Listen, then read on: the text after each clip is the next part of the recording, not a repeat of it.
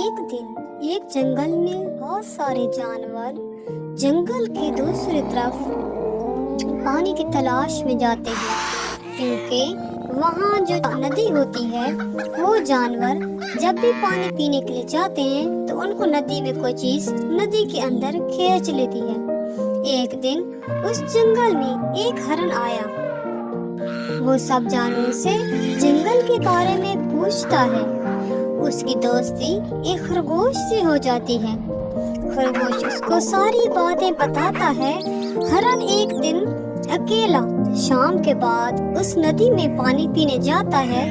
जैसे ही पानी पीने लगता है उसको पानी में कुछ महसूस होता है। वो पीछे होकर खड़ा हो जाता है। उधर मगरमच्छ हमला करता है तो हरण को पता चलता है ये तो मगरमच्छ है। क्योंकि हरण पीछे खड़ा था तो नदी से थोड़ा दूर था, इसलिए वो बच जाता है।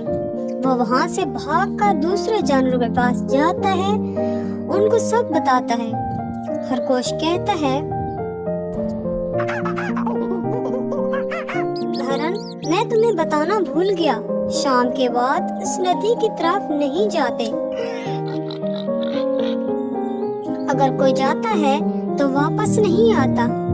हरण कहता है, वो कोई और चीज नहीं है, वो एक मगरमच्छ है और उसको मैंने देखा है।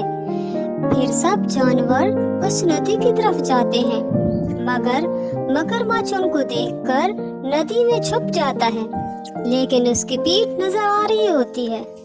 सब जानवर कहते हैं ये तो कोई पत्थर है, लेकिन चालाक बंदर कहता है, अगर ये पत्थर है तो खुद बोलेगा और खुद ही बताएगा।